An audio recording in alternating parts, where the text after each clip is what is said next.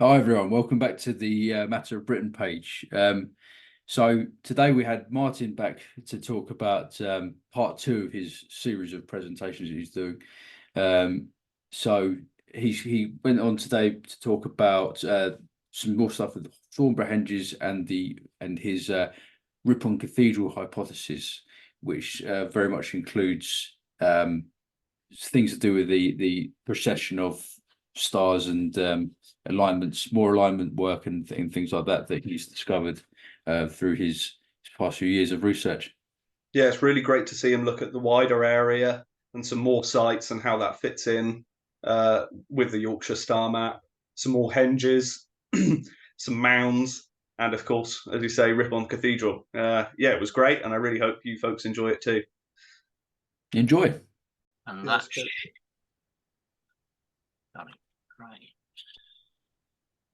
Okay. Right. So this is, as it says here, part two of the Yorkshire megalithic complex. So today we'll be talking about a place on the map and a cathedral.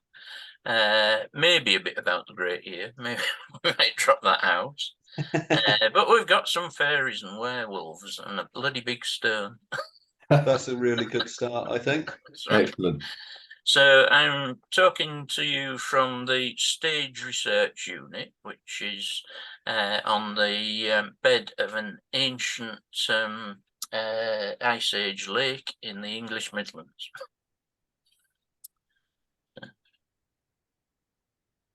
Story so far. So we talked last time about the Yorkshire megalithic complex. And the place I started with it was the Devil's Arrows. Now, I quite like this picture, actually, because that stone that is stood next to is the smallest of the three. Wow. I didn't realise about the scale of them, I must admit. And on the modern pictures, you just can't see all three in a line because the one in the far distance is in the trees, and it's impossible to see. So I quite like that. It was obviously from a railway poster in the 30s. Yeah. So this is the Thornborough Henges. The Thornborough Henges, they're not the biggest henges in Britain, but there's three of them very close together, and from the air they're spectacular, and I'm sure when they were built the way from the ground. A lot of erosion's gone on since then.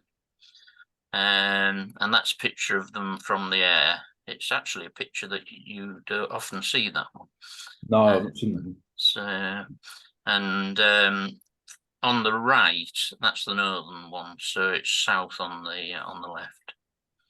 Can I ask a question? Sorry, Marty. Just this is do. something I've always wondered. I think I've probably asked you before on the Discord, but the connections between the three henges.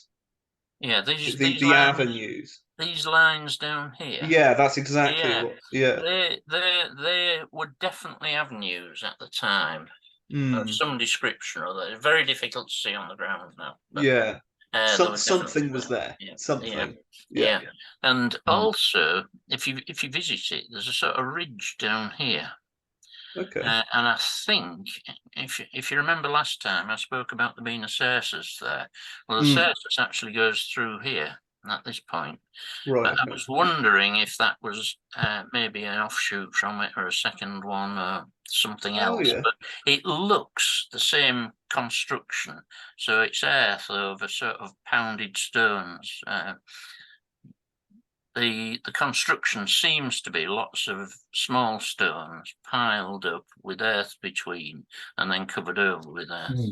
So, and is it chalk? No. No, you said last week, didn't you? Well, yeah, it's sort of largely gritstone and limestone. Not that far away, but yeah. I've never looked closely enough to be able to tell, actually. No, that's fair enough. Just the Devil's Arrows are definitely gritstone. Yes, absolutely. So just so you can picture where all this is. So we've got the Thornborough-Henges at the top left, and the Devil's Arrows down there at the bottom right in red, next to a town called Boroughbridge, and there's a village on from there called Aldborough. I just want you to remember Aldborough because it appears later on. Okay. And I guess most people in England will have heard of Ripon, but people outside England won't have done. It's apparently, well, I'll come to it later on, but it's a very small city. Let's just say that at the moment. Can't remember the population. It's about 15,000. So when I say small, I mean small. And this line down here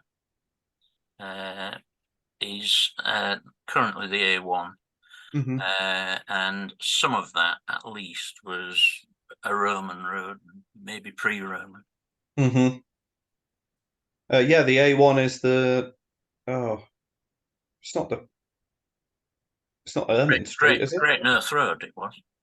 It's not Ermine Street, is it? No, it was the Great North Road. Um, I don't think it's Ermine Street.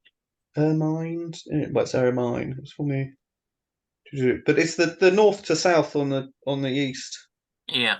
Yeah, I think. I don't know. I've got confused now. It's not too hard at the moment. Presumably you're drugged up with paracetamol. Oh yeah, I've had it all. Yeah. Right. So we talked about the stars, and how we use a technique to map the stars to the ground, and I've given that a name, which is stage archaeology. Right.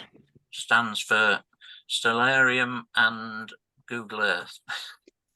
Excellent. Nice. Excellent.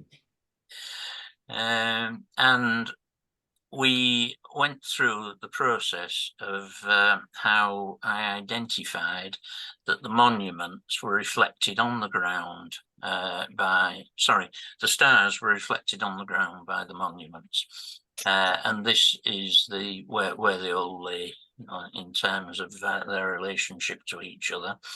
The Devil's Arrows down here, it's very difficult to see the stars because all of this is very close together. So I've actually expanded the star view so they don't overlap by anywhere near what it looks like there.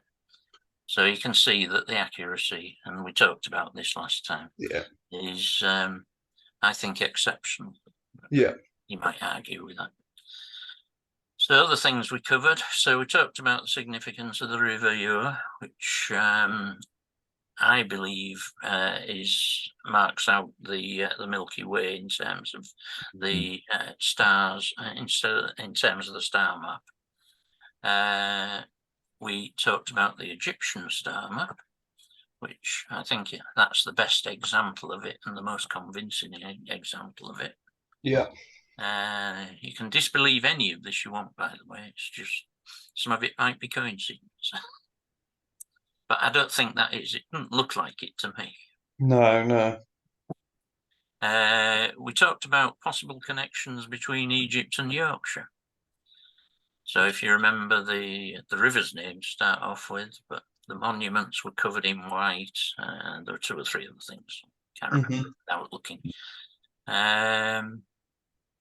And we talked about the standard model age of the site, which is about 2,800 BC. And I don't think that is very far out. And we talked about the builders of these monuments and how they mysteriously vanished. No one knows why. Sometime in the 3rd millennium. Okay. Right. So today I want to talk about why the location is as it is. So where it is on the map. And the specific layout in the map, and I've broken that down into 4 elements actually. So there's the legend of it. Does it reflect movements of the moon? Does it reflect the position of Aldebaran, which is the brightest star in Taurus. And as we saw on that map, you may not remember, but on that map, the henge that's just north of the Devil's Arrows is Aldebaran. We then go on to the Ripon Cathedral hypothesis, which is part of the location. And I didn't believe it when I first found it, but I think there's a lot of corroborating evidence for it. Then I wanted to talk about the location in terms of more global sense. Is it a special location for any reason? So we finished that section about location. Then we go on to wider Yorkshire area. So the look at a very brief look at the other monuments, and then I go on to Rudstone, which is quite interesting in itself. Oh yeah, absolutely. Yeah. So that's what we're going to talk about today. Sounds great. Okay. So we start off with, why was it built in this location? Once again, I think that's the smaller one of the stones, and you can see the bigger one very vaguely in the trees. So, as we discussed, the complex reflects the stars, and those are the specific stars. So we've got Orion's belt down here, Pleiades up here, and Aldebaran there.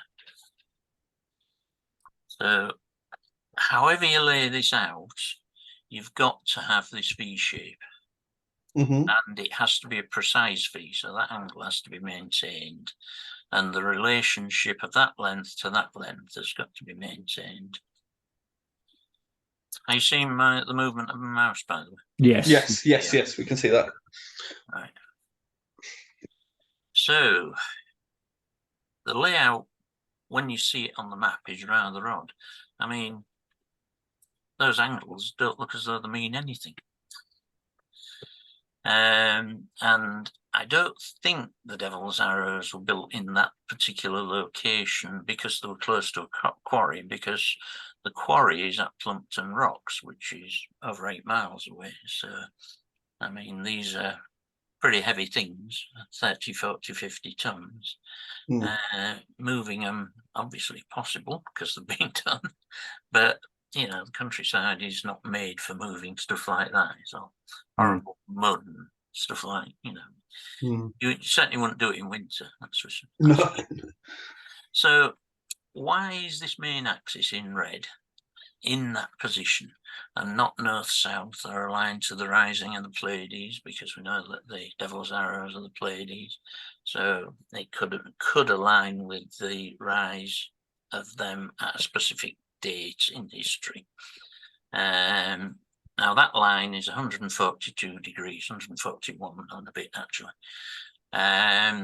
If you measure it from the central henge at Thornborough, and from there, the Pleiades never rise further south than 128 degrees. So it quite clearly isn't that. So 141 and 151. Down there it says about the 128 degrees. Orion's belt actually does achieve those angles, but it's like 5,300 BC. Okay. So I don't think they're that old, but with the state of dating as it is, who knows? Yeah, well, absolutely. I think it's best just to, you know, get all the data and then you can go with your gut one way or another. But it's interesting to have that date, nevertheless. Yeah. As I say, I've got a date that's down to a specific year, which I think it was designed. Cool. But we won't get to that today. So many people loads of people have investigated this, and I've been looking at it since I started this, and I started this in the first COVID lockdown, and I've been puzzling over it and wondering about it and all the rest of it. So possible solutions are that it's a lunar standstill marker, or it's a solstice marker. Well, quite clearly it ain't a solstice marker. Yeah.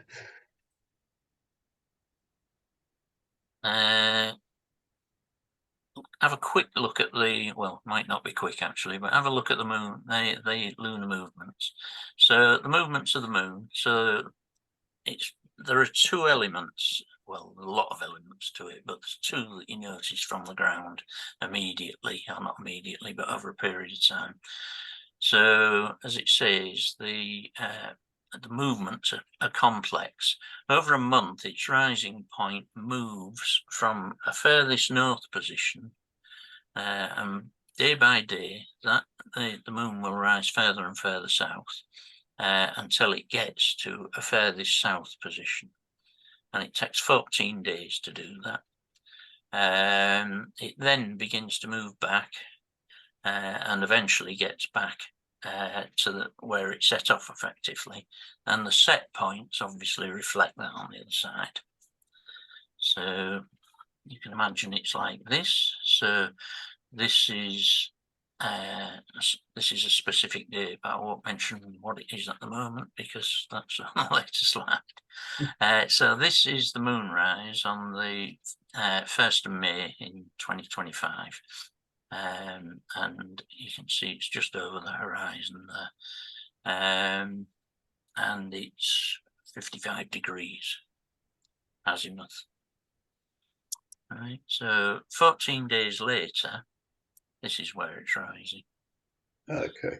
So you can see that it's tracked all that way. As it moves, obviously the set position moves inwards as well, and this curve drops, so the height of the moon drops. Right, now the complexity comes from there is then an 18.6 year cycle. So we've seen that it starts at a northern point, and then each month it sort of travels across the horizon. But that northern point, if it is the northernmost point of it, the next month it will be slightly further south. So it's beginning to close in on the horizon, if you imagine that. Mm-hmm. And I've got a picture which will show you, so don't worry imagining if you can't imagine. So as it says, the set point moves in, and they move towards each other. And once again, the moon's altitude in the sky, maximum altitude, moves down. Can I, just so this is from purely for me, is this like scaling down what the sun does over the course of the year from rising? Yes. Okay. So so on the summer solstice, it's highest in the sky. Yeah. And at the winter solstice, it's lowest, and the rise and set points are the narrowest together. Yeah. Okay. Cool. Yeah. So here, this is 5 years later. So it was 2025 before, if you remember. So it's 2029, also in May, and it's now that's this line here is where it did rise. This is where it's rising now. So each month it's moved slightly further towards the south, and likewise the set position has moved slightly further towards the north. Cool. I think I know why you've picked these years now. I think I know why you've picked Go on these then, years. tell me. Is it because we're just about to enter a maximum? Yes. Period. The next lunar maximum is 2025. Okay. Right. Am I right that it is so sort of over the course of a few years? They don't necessarily say 1 year is the maximum? Well, the thing about the maximum, it's called a lunar standstill. And the movement, it's very similar to the sun, actually. The movement is very slow as it changes. So it appears that over a period, it's not moving very much. Okay. and it moves faster and faster as it gets into the middle. Right. So So just like at the solstice, Yeah, there's a couple of days either side where it's that's pretty right, much when the it's the same length. same. Yeah. but Okay. at Right. the Yeah. equinox, it's sort of tracking across the horizon very quickly. Yeah. Okay. Right. Right.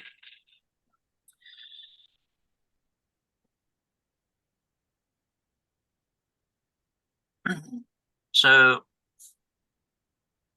after 9.3 years, the moon gets to the northernmost point, the northernmost rise point has moved further and further south, and it gets to its furthest south position.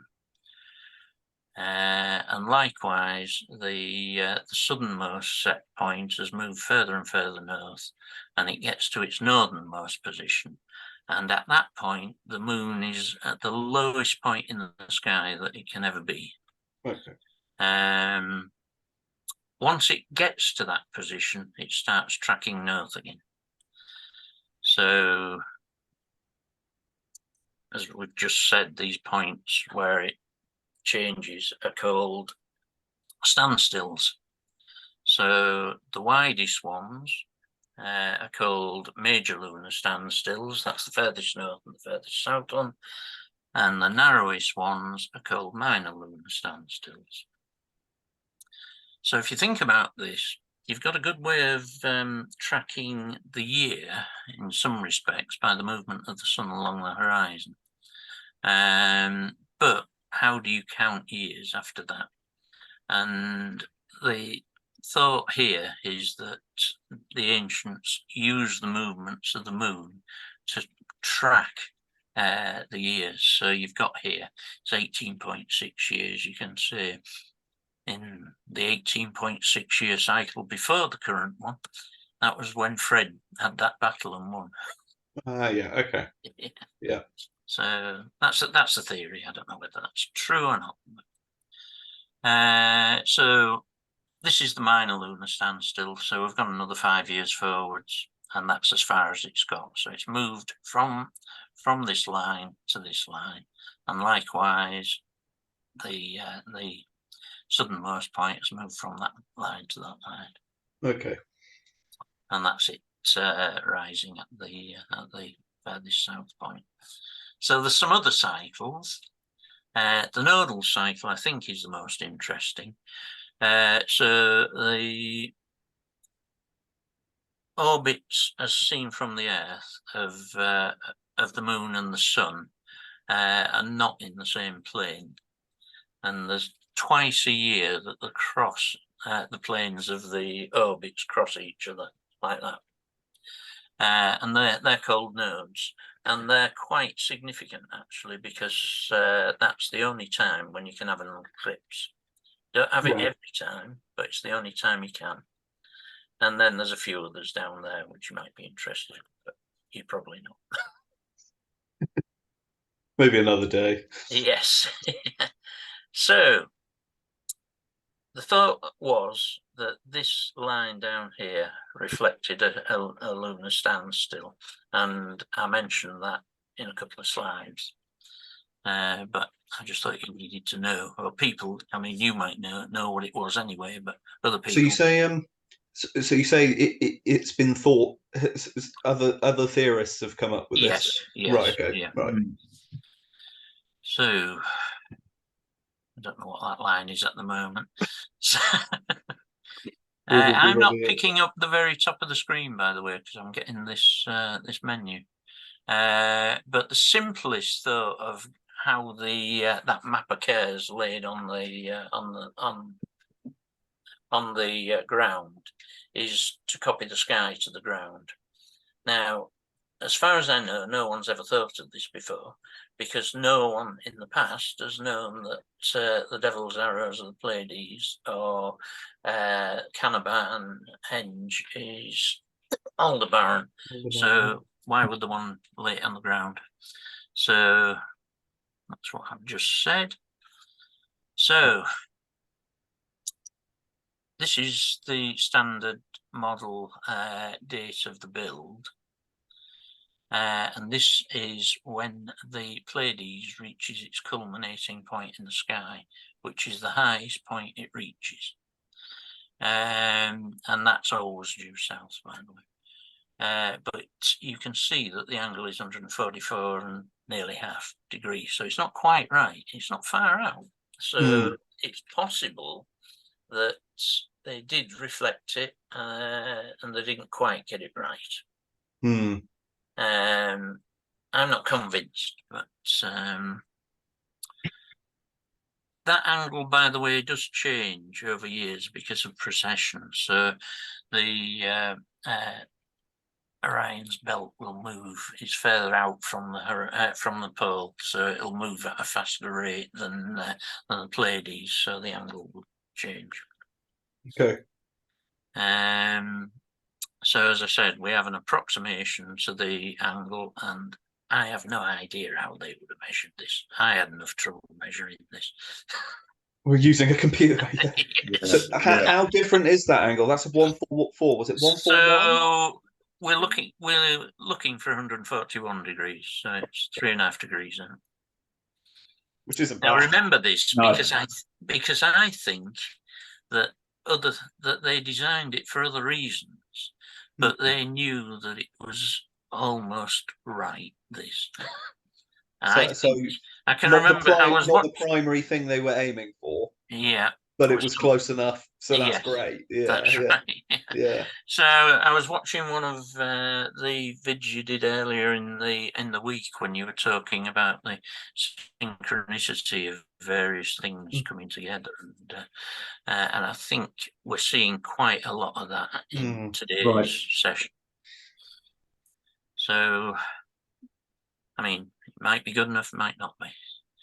So there is a legend of why it's built there. So I mentioned Aldborough before, and I said remember the name. So it's actually the other side of Borough Bridge and the Devil's Arrows. Now the legend is that the devil threw stones from the top of How Hill, and he was throwing them at Borough Bridge. So there's a little couplet down there. Borough Bridge, keep out the way. For Aldborough town, I will ding down. I will ding down like that. I'm sure that somebody who knows, who's got a proper Yorkshire accent, can say that. But that's not there because it's an interesting legend. That's there because there might be something in it. Okay. So, is it a legend or a distant memory? Well, the line from How Hill to Aldborough passes directly through the middle of the Devil's Arrows. Now that line is 43,200 feet long. Might not mean anything to you. 86,400 seconds in a day. It's a precessional number, so it's 72 by 600. Multiply the height of the Great Pyramid by 43,200 and you get the polar radius of the Earth. That's where I know it from. All right. Fantastic. So, is it coincidence? Did they use feet even? Well,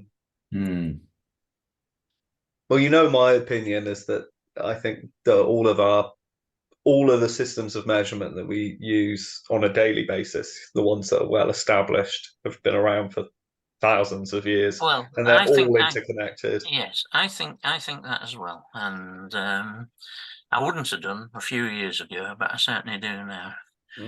But let's just continue with this thought. So, if I take a line from the northern henge,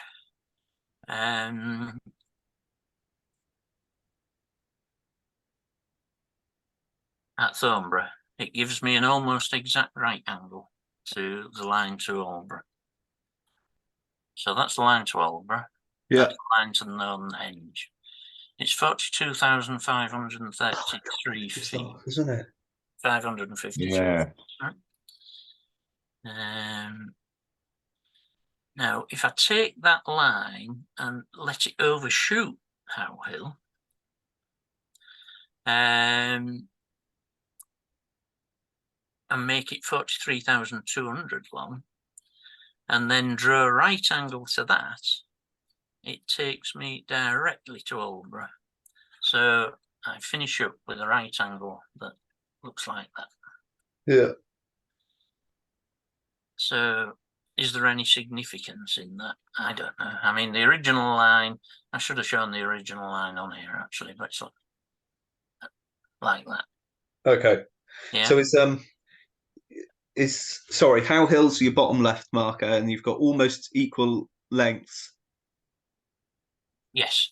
Yeah, on your Yeah, they are equal lengths, those two lines. Great, fantastic.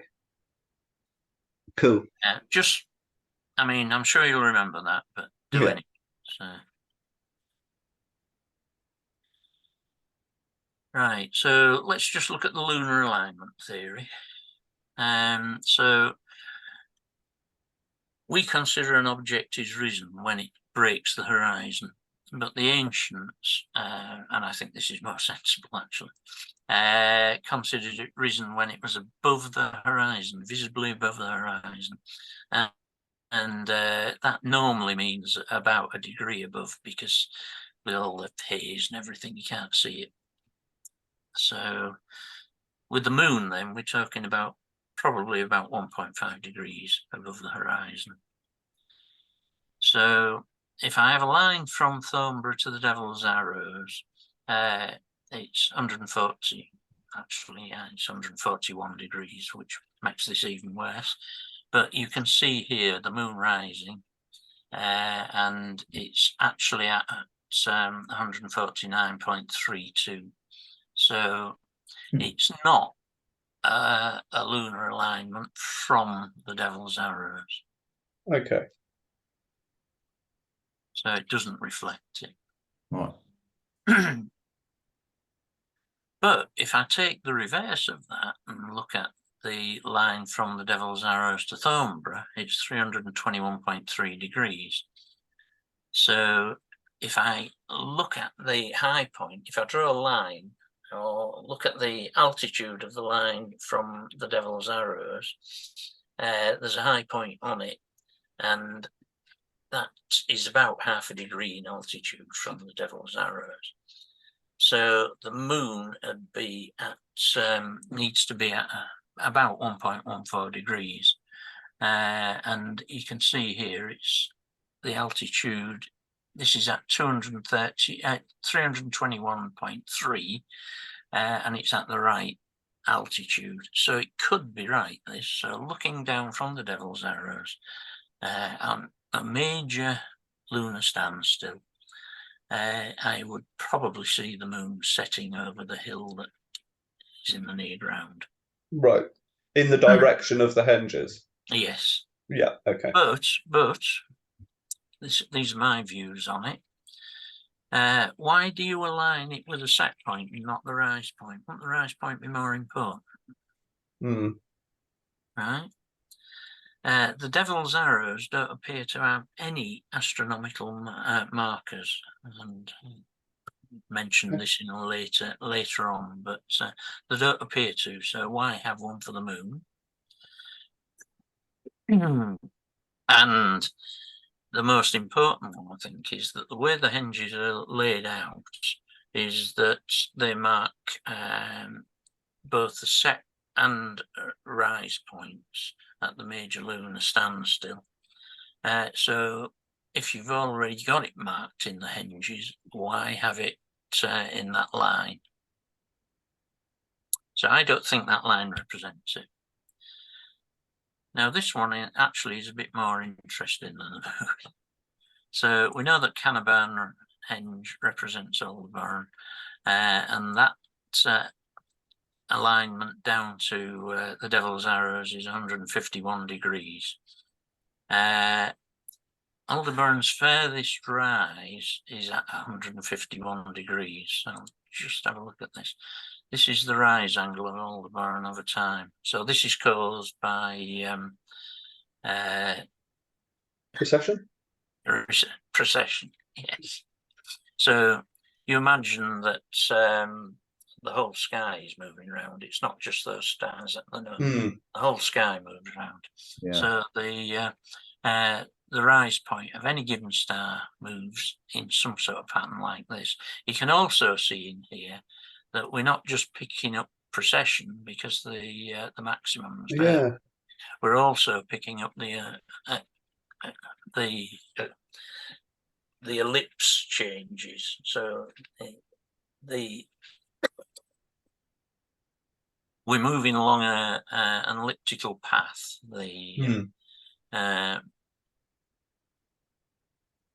Start again.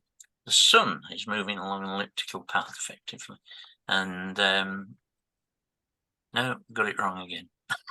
Sorry about this. That's all right. No worries. The Earth's orbit round the sun Mm-hmm.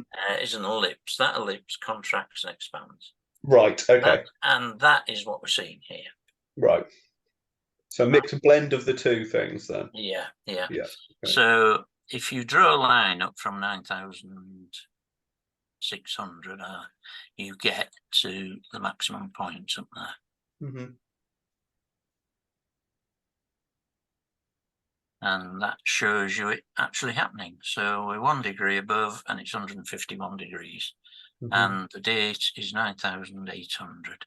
And that is a standstill point. So it's from about 9,600 to about 9,800 BC. Okay. Right. Is there any significance in those dates? Well, that's the termination of the last ice age, really, the end of the Younger Dryas. And that was a catastrophic climate change at that point. And it's also Plato's date for the end of Atlantis. So could that be built into this design? Seems, well, I don't know. Plato knew about the date. Yeah, absolutely. And Plato came after these people. Mm-hmm. Sorry, I keep interrupting. Can we just pop back a couple of slides, or just maybe the last slide, if possible? So my other thinking about this, with the lunar sandsill and Thornborough. So you were saying that you reckon just from, if you are in Thornborough, just from the Thornborough henges alone, you can mark these movements of the moon. I've got this on a later slide. Actually. Yes, yeah. I just wanted to make understanding you've got the. You can stand in the centre of the centre henge and look through the southern entrance. That will enable you to look through the entire southern henge because the entrances all line up. Yeah. And that points directly to the major lunar standstill rise. Yeah. And likewise, if you, at the end of that day, if you turn round and look the other way, you will see the set. Great. I just wanted to understand that properly. And I think what you were saying about looking from Thornborough to the Devil's Arrows, or the Devil's Arrows back, Thornborough itself seems much more a sky viewing place than the Devil's Arrows do, if that makes sense. I've got later on a reasonably long section on it's not today actually on alignments, and a couple of things stand out, and that is that neither of the locations with stones, so that's the Devil's Arrows and Rudstone, have any local alignments that I can see, and by that I mean a line that reflects some sort of happening in the sky, a solstice, a major lunar standstill, and you can pick out places on the horizon that would clearly show where that point was, whereas Thornborough has loads of them. Loads of them, yeah. Yeah. I mean, the obvious exception to loads of them actually at Thornborough is that it doesn't have an equinox marker. Okay. Has solstice markers, but it doesn't have an equinox marker. Now, I think that's maybe because there's some significance, and we haven't seen it yet, but there's some significance with the equinox at the Devil's Arrows. Cool. Sorry to take you back there. No. I just wanted to make sure I got it in my head right. So where have we got to? Yeah. So if we don't want to cover a procession, I'll skip over that. I'm going to hope that a lot of our viewers understand procession. If not, just remember it's pre-session if you're having a Google, not pro-session. Yeah. I don't know. What do you reckon, Adam? I reckon go for it. Yeah, let's go for it. I reckon go for it. I think it's an interesting topic anyway. So Absolutely, yeah. This first slide, I think everyone knows about. So you know that the Earth rotates about its axis, but the axis also rotates itself, and that rotation period is pretty long. So it says here 25,800 years. That's our best estimate. And it's been estimated differently by different people over time. There's some thought actually that it's changing, that the length of period is changing. And I think I mentioned later on that, yes, I do. So I won't mention it now. So that axis is rotating. It takes about a human lifetime for that rotation to move 1 degree, and you will see it moving. At the moment, well, you won't see it moving because you don't live long enough. If you live long enough, you would see it moving because at the moment our pole star is Polaris. Well, in I don't know, 500 years or so, it will noticeably not be Polaris. So the place at the pole will be vacant. Most of the time, there's no pole star. Interestingly, at the time these were built, there was a pole star. So, yeah, if there's any significance in that, I have no idea whatsoever. On top of that, there is a rock, as you know, on the axis that goes from 22.5 degrees to 24.5. That takes 40,000 years, and that change on the shape of the ellipse of the orbit takes 100,000 years. And it's thought to be the reason behind the 100,000 year cycle of ice ages. So, but no one really knows. So this is the path of the axis over the years. So we are up here. Okay. No, sorry, we're up here. That's 0. We're at 2000, obviously. When these monuments were built, it was about 3000 BC, and Serpent was the pole star. And you can see that there are big gaps around here, but there are notable places where there are pole stars. Yeah. I think everyone knows that. The effect of the rotation is what I was saying before. It's not just the axis that moves, it's the whole of the sky is moving round. So the stars closest to the pole, and they'll be seen to rotate around the pole. So they're called circumpolar, literally going round the pole.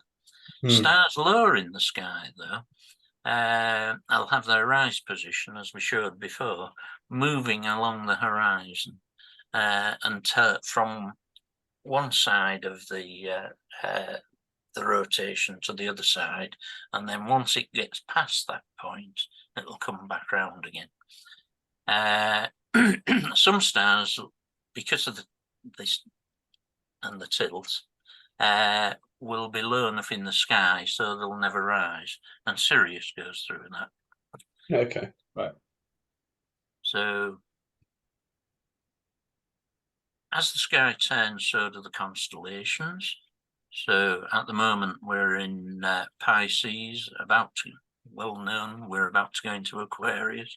Somebody's even written a song about it. And it says there that the period is 25,920 years, so that, yeah, another different number, but roundabout right.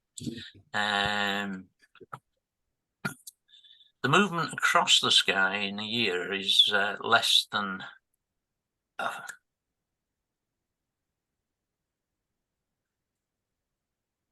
it's less. The Earth moves less than the sky in a full year. Right. Okay. Is why this occurs. Hmm. Right. Right. I should have polished up on this bit before. So, so every year you're further into the next star sign. Yeah. Mm-hmm. So, and that's why we're about to trip over into Pisces.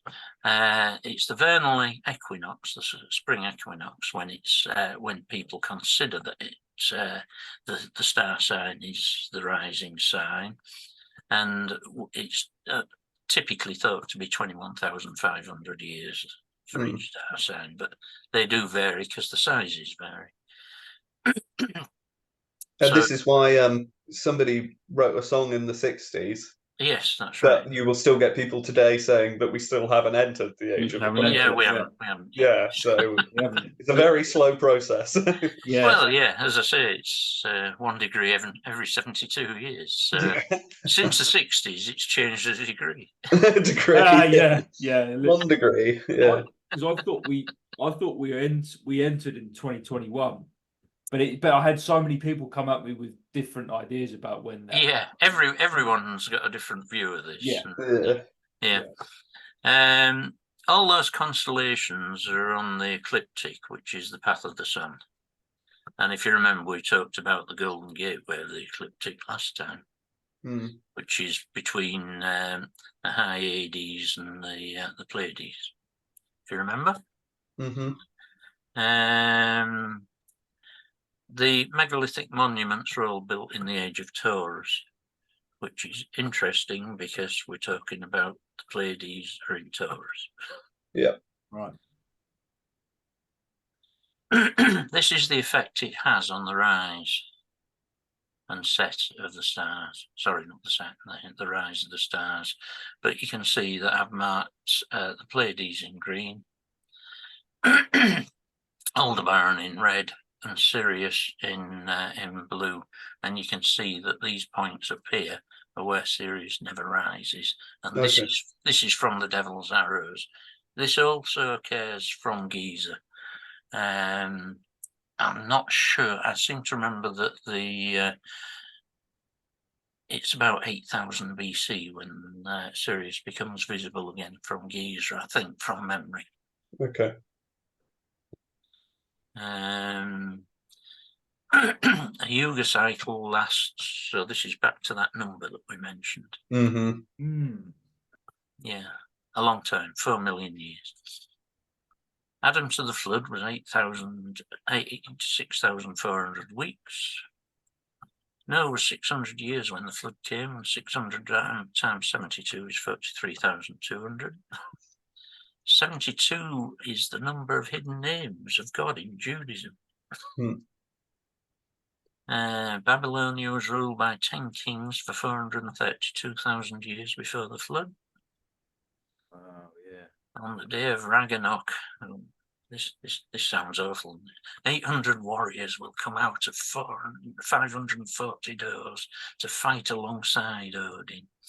800 times 540 is 43,200. And I just picked all those up from on Google. I mean, there's loads on the internet if you want to look.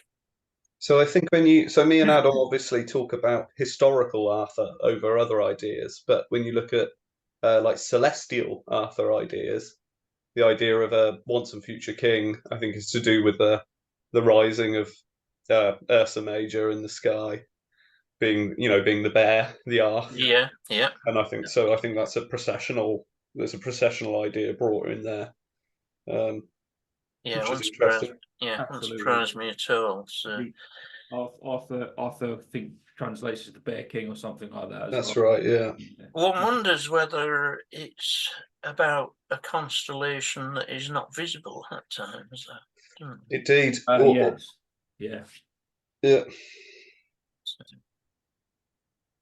Yeah. Interesting point. That is. Right, so other factors then. So we've seen the arrangement is not solstice related.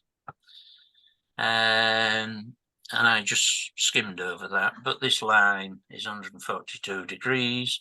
From Thornborough, the solstice from memory is 149 degrees. So it's not going to pick it out in any way. Is that right, though? If I split the Devil's Arrows to Thornborough line in half, I get this. So I've got a red half and a blue half. Okay. Right. If I then take a right angle to that line, that particular second red line points to the summer solstice sunrise. Huh. Okay.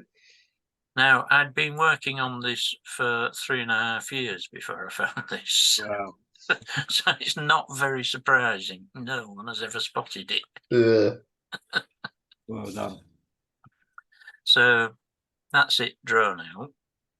Now, I thought that was bloody interesting. Yeah. But I couldn't make out what it signified whatsoever.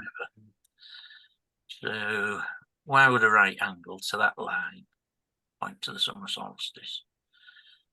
Now, there must be something else behind it, and there is. So can we take a quick break there? Yeah. Yep. Sounds good. Absolutely. I'll just do a pause. Strange. We're recording, yeah. One of the strange things about my experience on this is that, as I say, I've been doing this for coming up to 4 years, on and off, and a lot of off, actually, and there's various reasons for that. You get to the stage where you're fed up of the damn thing. I know that feeling. Yeah. And it's not just a normal fed. It seems more, you think, well, this can't be right. It must be a load of rubbish. I quite understand. Yeah. But over time, you can't put it down. You've got to come back to it, have another look. So it takes, and you do have to kiss an awful lot of frogs to find a prince. I mean, it's. So I've looked at all sorts of things, and obviously what you're seeing is only the ones that are relevant. And there is some relevance in the moon rising, and there is some relevance in the Great Year.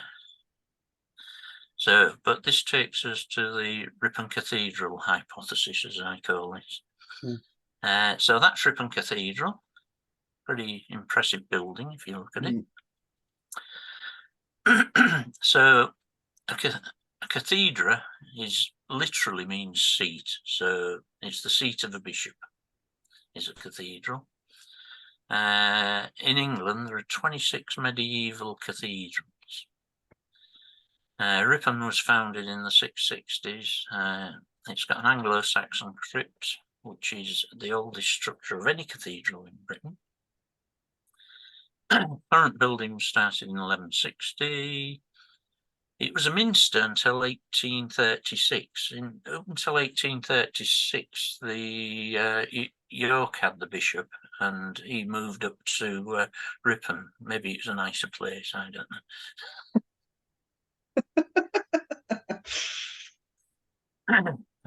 So it's the oldest city in England is Ripon, and one of the smallest, as I said before. And that, I mean, if you've ever been in an English cathedral, it looks just like that. It's absolutely massive, and so impressive, you know. And you two will have been in cathedrals, but there'll be people who see this who just don't know what they are. Can I just also add quickly? I seem to remember when you first looked at this, Marty. I had a quick delve. Was it not? Am I right in saying a Saxon lord got in a local Brythonic priest? There was something like there was a joint Saxon and Brythonic founding of the original church. And then within a very short succession, they were then rebuilding a Saxon church on the spot or something. Yes, I think there was something like that. I think. Yeah, but I think I it didn't was, make a note of it, but if you can dig it out, that'd be good. no, I think it was just available on the Wikipedia, so I should be. Right. But just an interesting note for people who are into that sort of thing on our page. Yeah, nice. Another picture from the inside, so you can Magnificent. see the stained glass windows that they're very proud of, by the way. Yeah. Beautiful. Wow. Oh wow, yeah. So pretty impressive, I think. Yeah. So this is the 7th century crypt in the bottom there. So I think that's underneath the building now. So you go down some stairs. They've got pieces of something called the Sigrid stone, and it commemorates an ancient dragon slayer. And there's apparently, I didn't know, but there's quite a famous legend about Sigrid, and he did all sorts of things. The first thing he ever did was kill this dragon.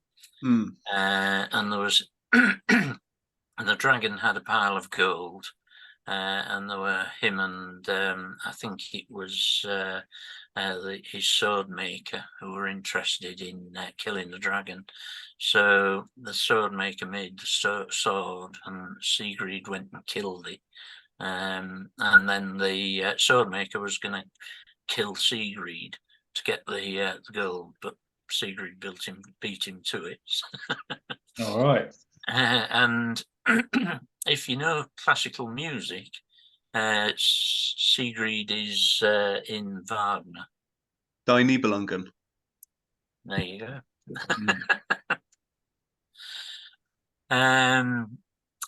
Lewis Carroll's father was a canon there, and this is a misery code, if that's how you pronounce it. So it's a griffin clutching a rabbit as it tries to escape down a hole, and and apparently that was the inspiration for Alice. Now these things are on. So they have these like pop-up seats, and they're on the underneath of the pop-up seats. So when it's put away, you can see these wonderful bits of art, really, aren't they? That's such a nice attention to detail. Yeah. And there's a lot of seats, 30 of them, I think, and each one has something different underneath it. Nice. Right, so let's get back to what we're really talking about. Now, interestingly, the building is not east-west. It's about 3 degrees out, as you can see here. I've drawn a line along the roof, and it's 87 and a bit degrees. If you're ever arguing with people who are talking about pole locations and how all the buildings are aligned to the poles, well, they're not. Just have a look at cathedrals. Hardly any of them are aligned northwest, east, no, east-west, north-south. Right, so if I extend my solstice line back in the opposite direction, so the green line was my solstice line, coming from the split line that goes from Thornborough to the Devil's Arrows,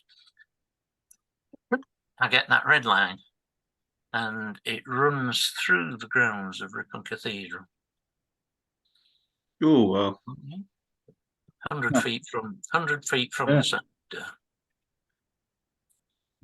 Now, if I correct the line slightly, and it probably still hit it even if I don't correct it actually, and run it back the other way, it hits a mound, an ancient mound called Pudding Pie Hill. So Pudding Pie Hill is an earth mound. It's been identified as a round barrow, that's it, and you can see it on this LiDAR down here. So it dates classically between 2400 and 1500 BC, so it's roughly in the right area, and they might be totally wrong about that date.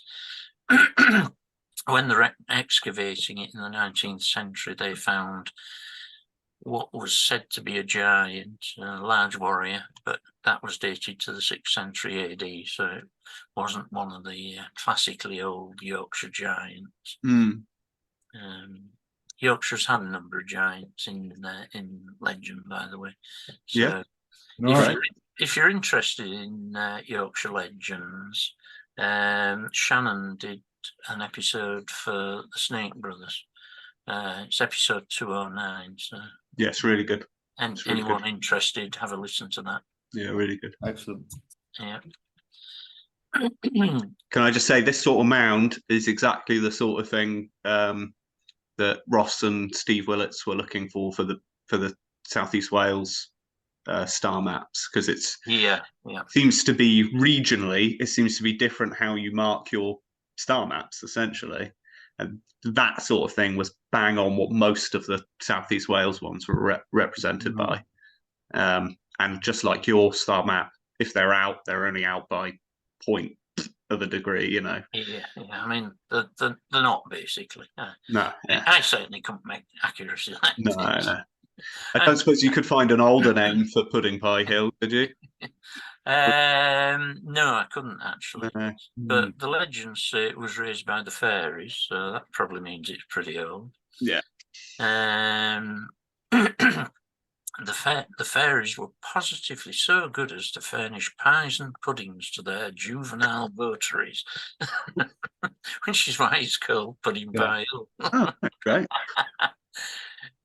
If any person runs round it 9 times and then listens, you can hear the fairies conversing inside. Nice. I mean, to be fair, I've not spent a lot of time looking at Pudding Pie Hill.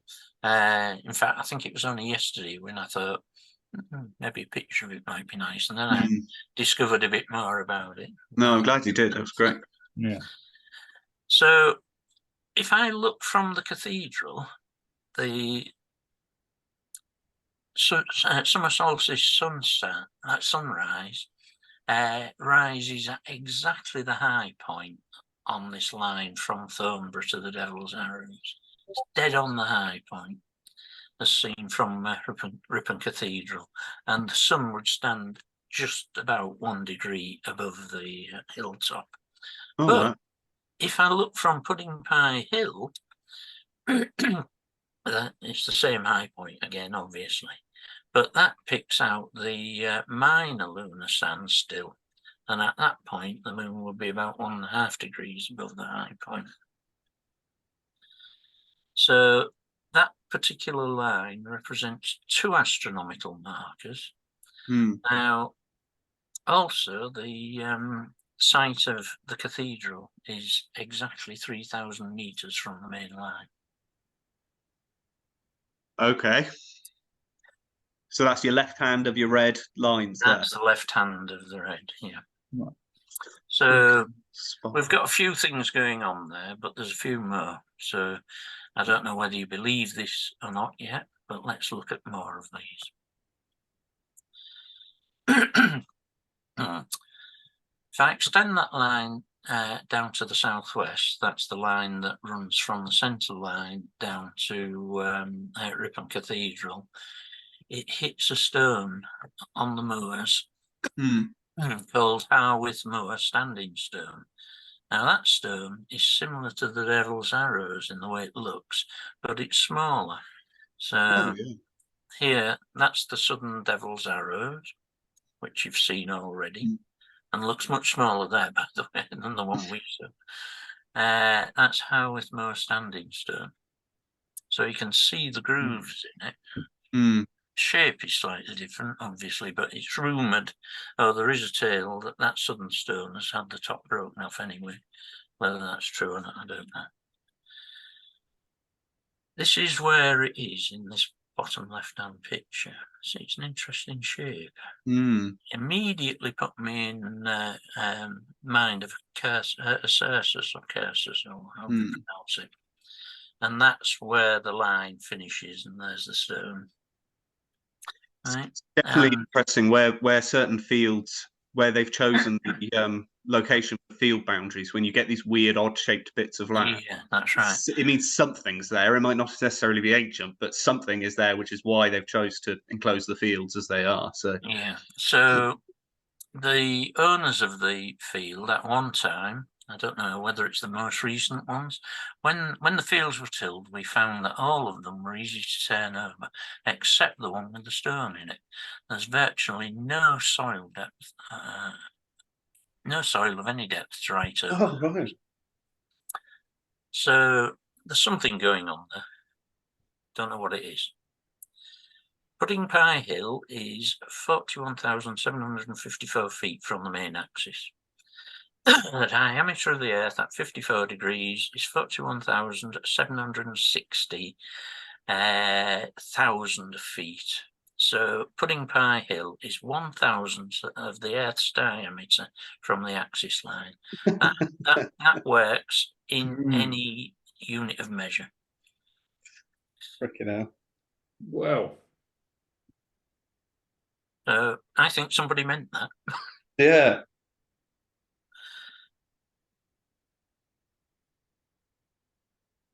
Right, so if I now draw a line from Haworth Moor to the Devil's Arrows and to Thornborough Central, I get those two blue lines. Their lengths are 59,900 feet, roughly. So they're reasonably accurate, although with that layout, you would expect them to be similar in length. But remember the 59,900. If I repeat that from Pudding Pie Hill, I get 49,800 and 50,000. Now, to me, that looks once again as though there's something going on there. We've got a 50,000 and a 60,000. So could it be that they were laid out to be 50,000 and 60,000 long?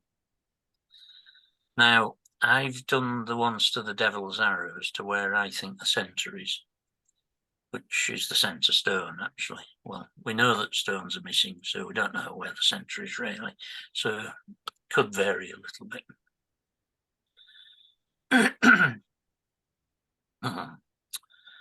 So we've seen that line is 95,025 feet long. The distance from Pudding Pie Hill to the cathedral is 51,618. If I divide 95,000 by 51,000, I get 18.5. A lunar cycle is 18.6 years. Yeah. Could all be coincidence, but who knows?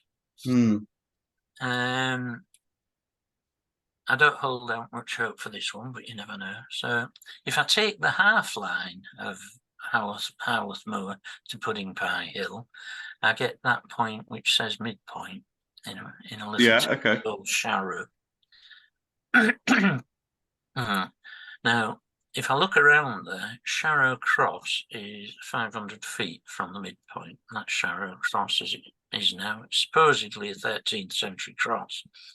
And don't know whether you know about the theory of sanctuary or not, but if you got within a certain area of the cathedral, you could claim sanctuary, and they had markers around it, so you knew when you were within there.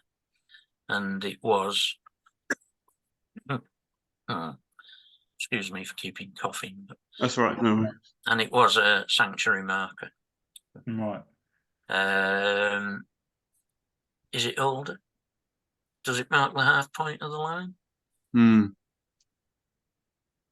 Can we go back a second? It's one thing I'd have a look at the LiDAR at that. So where your blue and your red Yeah, line that cross. circular thing. Yeah, Yeah. That looks interesting. That's very compelling. I've looked at the LiDAR for that. Do you remember Yeah. me telling you about the 3 o'clock voices? Yeah. Yes, yeah. Yeah. Well, before I discovered all this Ripon stuff, I had this nagging for week after week, actually, because I ignored it. Never ignore them. Never ignore them. Saying, look to the east of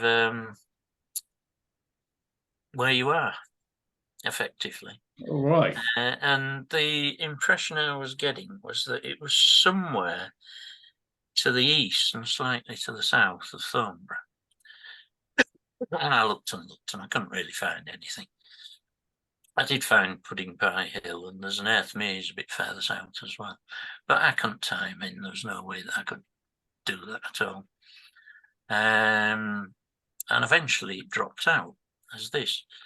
But I also got a nag saying, look at this area down where this midpoint is.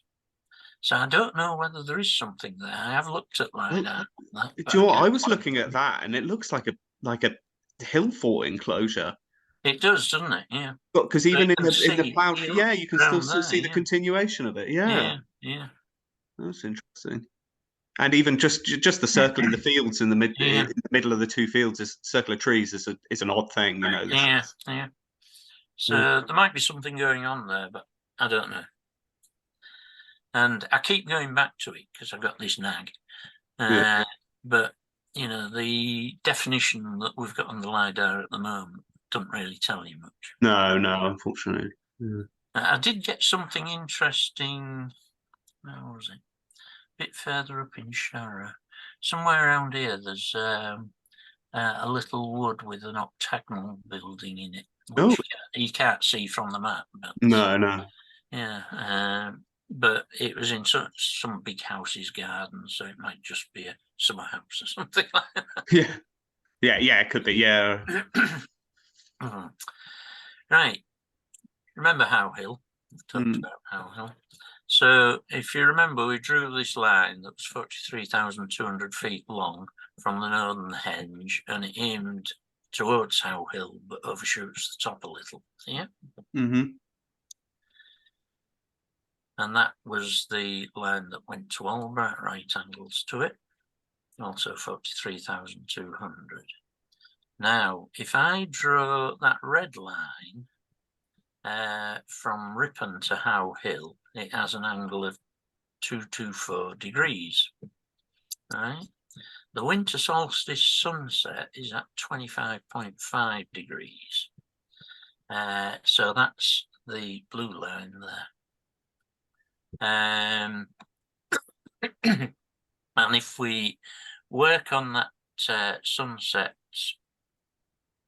on the solstice, we see that the sun sets right in this the right angle of this triangle that the blue line goes to. So that would be the sun setting. The vertical scale is exaggerated, but you can see it's set. So that where the sun sets there is right on that that line, and that is right in that right angle. Now, the general topography of the area is fairly low lying, isn't it? Is that right? No, it comes up onto the moors. Right, you are getting a bit higher. And there is a valley down. So there's a valley down here, and then you begin to come up into the hills here. Right. Okay. It drops down over here. So this is the plain of Mowbray, I think it's called. And then eventually you get up to the Yorkshire moors on this side. Yeah. Okay. And, right. The Pennines on this side. So you're effectively on the edge of the Pennines there. Great. Thank you. So still not sure. Remember that Ripon Cathedral was 3 degrees off east-west. So at 54 degrees, you are almost at a right angle between the solstice rises and sets. So we have this. So if I take, that's the tower of Ripon Cathedral. If I draw a line down the tower there, I get the winter solstice sunrise. If I draw a line up there, I get the summer solstice sunrise, and likewise the sets the other way. Now, why would a Christian church do that? So are you saying that its east-west alignment is off in order to make its solstice alignment more accurate? Yes, that's exactly what I'm saying. That's very cool. Nice. Looking puzzled, Adam. No, I like what you said about why would a Christian church do that? It must be deliberate. Can't be anything else. Oh yeah. Absolutely, yeah. So that angle in 90, it's actually 88. You've got to go all the way up to Edinburgh to get it to 90, but it's near enough that you wouldn't notice it if you were stood on the top of that tower. You just wouldn't notice it. You'd see the sun coming up along that green line. And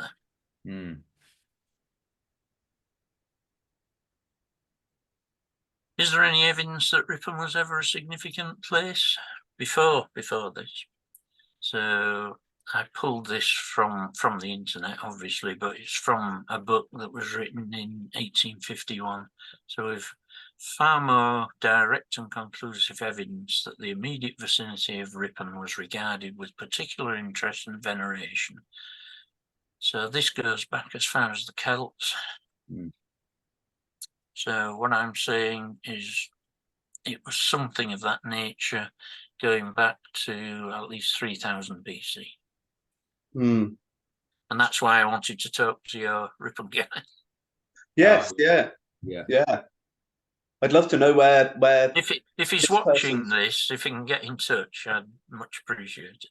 Yeah, cool. We'll see if we can help with that as well. Yeah.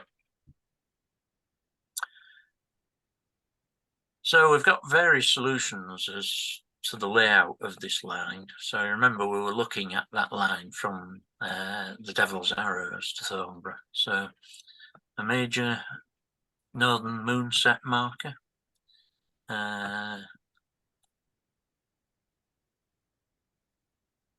Is it just drawn out from the sky?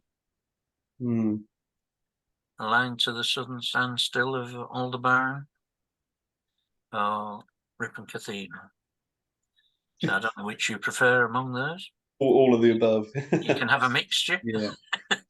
So it seems to me that solstice sunrise line will probably predates the building of the henges and the stones. Yeah. And that seems to be confirmed by the legend of How Hill, actually. So How Hill was there, had some relationship to the Ripon site. And it also had significance because of the solstice marker. Do you think How Hill could be the place where the map was laid out from? It's like we're going to start here, and then we're going to. I suppose you had the placement of the river as well, which is not something you can really change. No. It's just the way How Hill just seems, and also because of the legend of throwing from How Hill. Yeah, that's right. There's something like almost as if this is where you do like a. Maybe it's if you go back to Druids and pre-Druids and all that sort of thing, maybe it was the seat of their learning or something like that. The place where they would meet to discuss whatever they discussed, you know. Yeah. So it does seem to have some fair significance, I think. Yeah. So I think the cathedral was built on a very ancient site. The earliest known church, by the way, was on the site was built before the earliest. Sorry, the earliest church was built on an existing religious building of some type, which is probably what you're referring to, Peter. Yeah.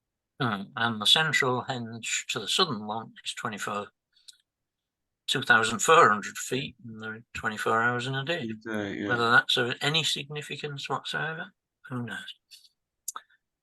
Devil's Arrows are almost exactly 54 degrees north. Now, 54 degrees just sounds a number, doesn't it? But it's actually, if you work it out, it's 60% of the way from the equator to the pole. And that makes it 15% of 360 degrees as well. So it's a significant number. Yeah. Doesn't Giza and Karnak and Stonehenge also have these almost exact Giza certainly fractions does. of the Yeah, I couldn't find it for Stonehenge or Karnak, but maybe I didn't look hard enough. Well, I think that the Stonehenge one I only heard recently through that Howard Crowhurst, and he was saying that it's that the number is like it's the perfect ratio between feet and meters. So it's the Stonehenge, where Stonehenge is on the earth, expresses the ratio between feet and meters. Wow. Which does not seem like a coincidence either.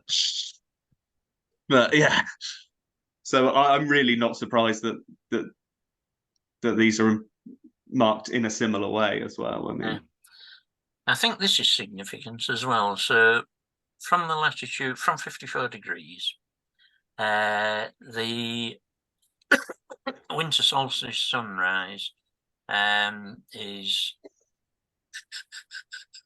45 degrees from due south, so 135 degrees, and that shows it actually rising. And the major lunar standstill is 30 degrees from due south. So any other latitude, those angles would obviously vary, and they wouldn't have significance in terms of numbers. 30 sorry, degrees. can we pause a minute? Yeah. Thank you. So between these significant celestial events and the angles, we have significant numbers. And as I say, if you go further north or further south, you lose that significance. So it's the only place, the only latitude in the Northern Hemisphere where you would have this relationship where you could draw a line and look one way along it to see the solstice sunrise and the other way along it to see the lunar standstill. We know that Canabarn is significant because it's Aldebaran, and that aligns to the southern standstill of Aldebaran, and it's the only latitude where if you align the whole thing to the summer solstice from Ripon Cathedral, that would happen. So if they wanted, if they knew about the end of the Younger Dryas, and if they wanted to commemorate it, they came to Yorkshire specifically because they knew that it had significance at that position. So the location of the monuments has been carefully planned, and it uses advanced astronomy and cartography. It's my opinion. Right, so how are we doing for times? How long have you got? I'm fine. About another half hour here. Yeah, great. Yeah. So we've talked quite a lot about this core complex here. So we've got the henges and the stones there. In addition to this, the central complex, there's another 9 henges and a big stone. The big stone is at Rudstone, and there's also a hill, which is Claro Hill, which has never been considered to be an ancient monument, by the way. but I think I can't actually prove it, but I think I can show that it is part of the complex. So if we just quickly whiz through these, so at or near Rudstone we have a henge called, these are all henges by the way, Maiden's Grave, which I think is a great name. Romantic. Paddock Hill, those are pretty much on the same line of longitude, latitude. There's a henge at Catterick, and I've had trouble fitting Catterick into the design. There's one at Cinderby, which, if you're looking for a wider Orion map, would be certainly should be considered, but it doesn't seem that accurate, so I discounted it. There's something at a place called Tenlands, which is very close to Canavan, and they think it was a henge, but it's sort of a not even a crop circle now, just a few remains. I think we can link that in to an alignment that runs from Tenlands through Paddock Hill to Maiden's Grave. It's absolutely an exact line. If we could then go across, so remember I was saying about the moors, so you can see the moors starting down here. So Ripon is about there.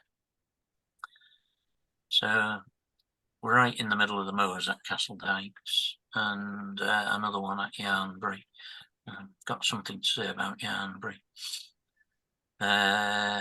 One there, and the final one at Ferrybridge.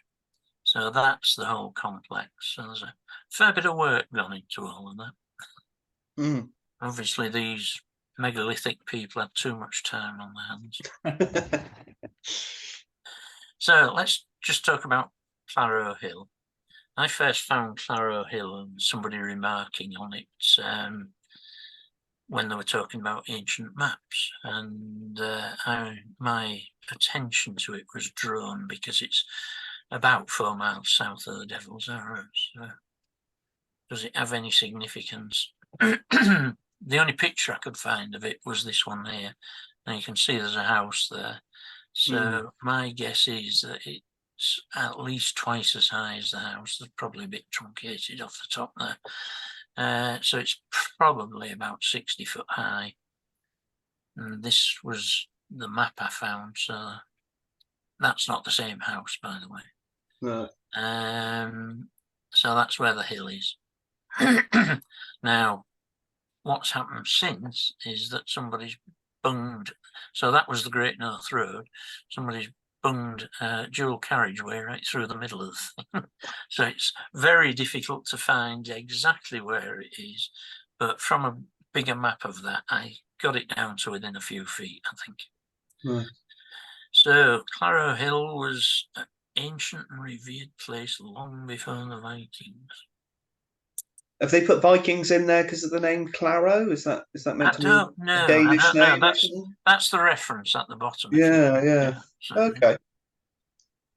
So as I say, I've approximated its location from old maps. So is it Yorkshire Salisbury Hill? Yeah, certainly got that profile, hasn't it? It has, hasn't it? And as I said, from the pic, it's probably about 60 foot high, so it's not as big as Salisbury Hill, obviously, but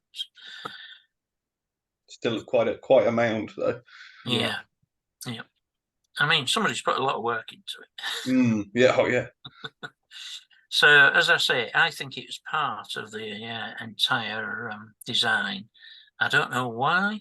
Why would you have an earth mound, a stack of henges, and some stones? Right. So the big stone, Rudstone monolith.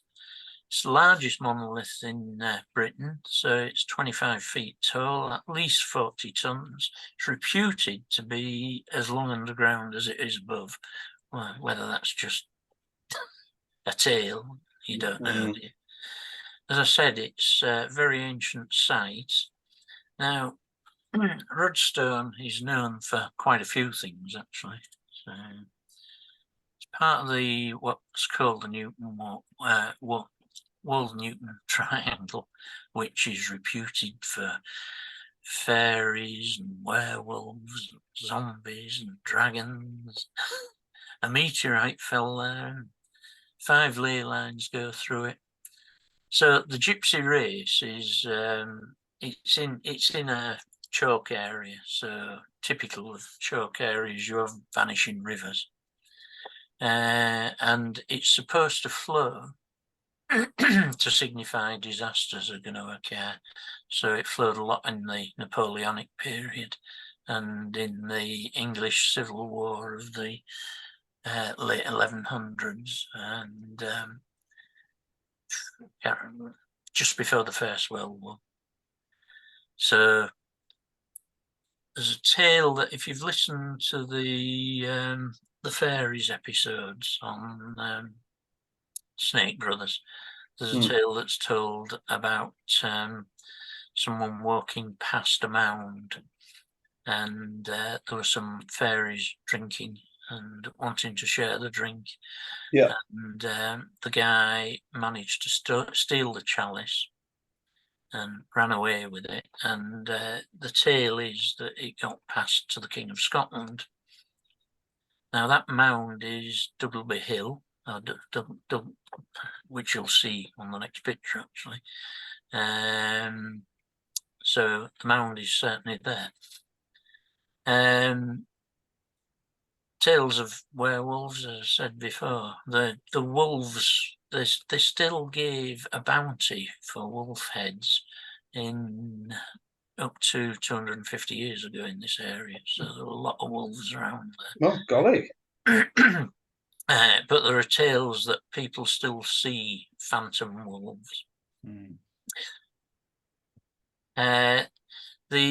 As far as I can tell, the original stories of living dead were written by a monk in the late 1100s, and he came from this area. So he wrote about zombies and people rising from their graves and stuff like that. Interesting. And there's a fun story that Shannon tells about the dragon on that lived near Filey. Filey's this bit up here. Yeah. Who the dragon was a real pain to the locals, chased the girls, that sort of thing. Might have been an old man, actually. Anyway, parking is a sort of oat cake made with sugar and you know what treacle is? Yeah. Yeah. So it's all mixed together and baked, and it's really sticky. So the tale is that someone gave the dragon parking, and it stuck its teeth together, and they then managed to kill it and dump its body off Farley Bridge. I'll bear that in mind. Yeah, next time we come across a dragon. Yeah. So, but if you're interested in folk tales, the Newton Wold Triangle might be of interest to you. That's great. I like that. So within the Rudstone area, there are 4 surfaces and 2 henges, both of them just to the north, which we've seen on that other picture. So here are the surfaces in white. I can't pick up any real alignments from those, just funny angles. Don't know what they are, and I don't think anyone else does either. So the 2 henges that we've already seen, there's Paddock Hill here and Maiden's Grave there. There's a long barrow there, and that's Willie Howe, where the fairies are.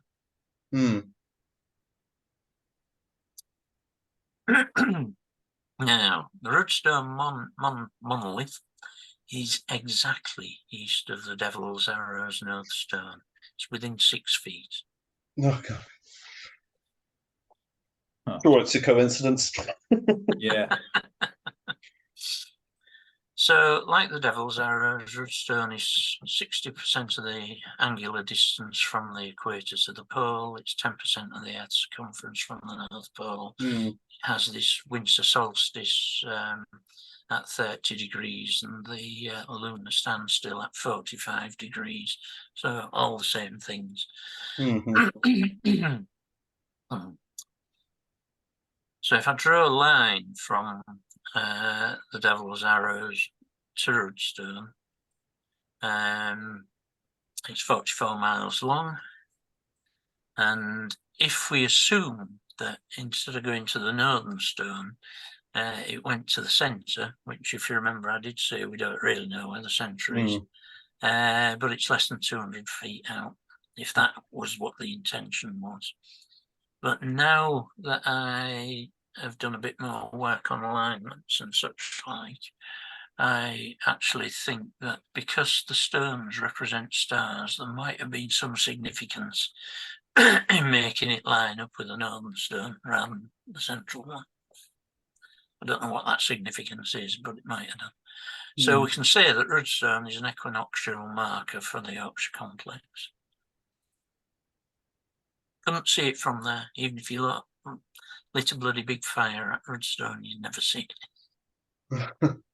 But it is right on the line of the rising sun on the equinox. Right, Yarnborough, which we mentioned on that previous slide, it's no more than a crop mark now. That's a picture of it. So this is 23.4 miles west of the Devil's Arrows. And you might say, why am I mentioning it? Well, if I now draw a line from Yarnborough, it passes almost 1,000 feet from the Devil's Arrows to the south. Also misses those other monuments, but once again, it's very close. So why does it miss the Devil's Arrows? And it misses because of the equinox sunset. So if I draw a line from the Devil's Arrows to Yarnbury,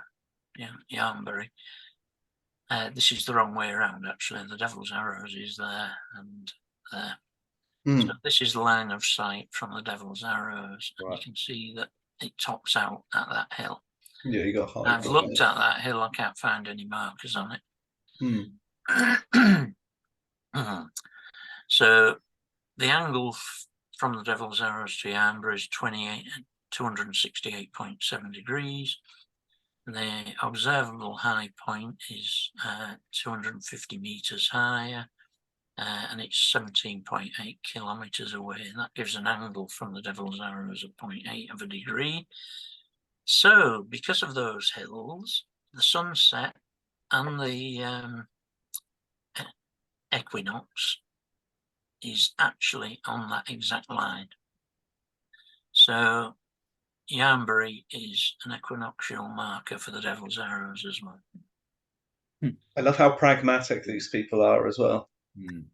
You know, it's not just to do with how precise it is on paper, whether they even use bloody paper or not, but it's also the practicality of how it works on the ground as well. It's still very much built into it. I think that's brilliant. Yeah, nice. Now, if you remember, I did say that the Devil's Arrows don't have any astronomical alignments that I can see that are sort of close enough to be able to see the object rising and setting above a marker. But it does have a number that are distant from it. So we've seen two of them here. So Rudstone and Yarnborough. And there's another one that is even more interesting later on, but not for today. So that's the sunset. So it's coming down from, sun always comes down from the south or rises towards the south. And if you could read that, you'd see it's 268.7, and at that point it's 1 degree above the horizon. So it'd just be cutting the horizon. Nice. So we can say that these equinoctial markers don't have to be visible from the observing site. In some cases, the marker is near enough so that if you lit a fire there, you'd be able to see it, but that's not the case with Rudstone or Yarnbury. So does it mean that the lines of the markers have some other significance? Well, I don't know, and I've not found out. So now things get a bit strange. Hugh Newman and others claim that they've found evidence of measurements of a metre. Now, a metre is 1/40,000 of the Earth's circumference. We know that they knew what the Earth's circumference was from the previous work, so that's not a surprise. A metre is also about as close as you can get to a unit of measure that fits the human body, so it's just over 3 feet. Yeah. So if you were going to use something on the Earth's, based on the Earth's size, something of 1/40,000th would make sense. Yeah. So the distance from Yarnbury to Rudstone is 108 kilometres. The relative size of the Sun and the Moon and their distance from the Earth are related by a factor of 108, and it's also 1.5 degrees of precession. So you've probably seen this before, but these numbers are exact. But so 108 Earths go in the Sun, 108 moons go between the Earth and the Moon, 108 suns between the Sun and the Earth.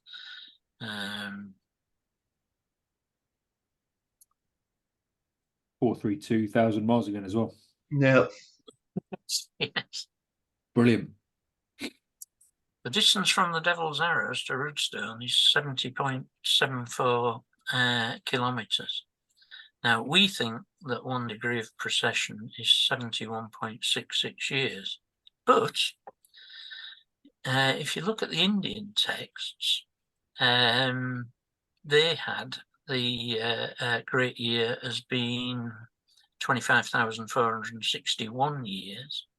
And if you take that, you get almost exactly the figure that we see there, 70.7 something.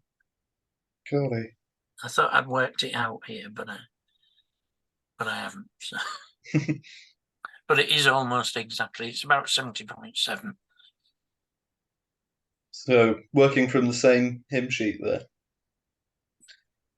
You think in India and in Yorkshire. Yes. Fantastic. That's crazy. Now, might all be coincidence. But the number of coincidences are beginning to build up on all of this. So could the site have been built to reference the size of the Earth and the Sun and the rate of precession? Maybe.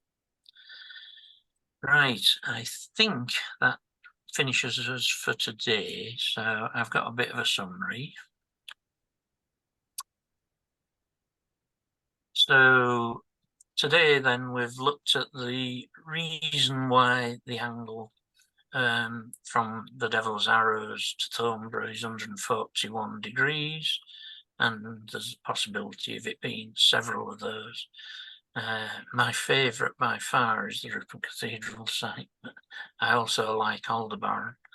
The simplest by far is that they just laid it out from the stars and made a error of about 4 degrees. Yeah. I'm not at all convinced by the moon. Right. We also looked at whether the position of the Devil's Arrows is in any way significant, and I think it is.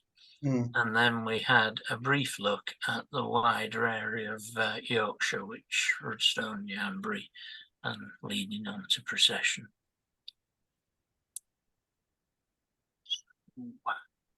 Next episode, then, you've heard the book, The Old Straight Track, I guess. So I look at alignments and my view of them and possible alignments. I look at Arborough and Castle Reed. Arborough's Nice. quite interesting, actually. Yeah. Mm-hmm. Yeah, great. Yeah. looks nice. And something I've called all the devil's works. People know that Yeah, I'm in I've really been interested in sites called after the devil, and Yes. that's paid a few benefits. Oh, where's the town? There's that town, isn't there, with the devil's sort of... Anyway, your topic. Sorry. No, but that's the thing, is that you start thinking about these places called devils, and quite a few crop up, and Yeah. it's interesting. There's a lot of I can think of a few now. Yeah. yeah. Yeah, it's a really good. I won't spoil what I'm going to say. Yeah, I won't My say what you're going to comments. say either. Sorry. It's exciting. It's exciting. Great, thanks for that, mate. That was great. Okay, and that's it. Brilliant. Thanks, Nice. Pinch that Marty. picture. I give my thanks to Mr. Dixon or Mrs. Dixon or whoever it is. No, yeah, that's a nice one they got there. Fantastic. Yeah, brilliant. I'd love to see. I like the way you said you find a church by the monolith. There isn't a monolith by the church. Yeah. There's a church by the monolith. Yeah. Well, the church obviously came. Yeah, it came later. Absolutely. Yeah.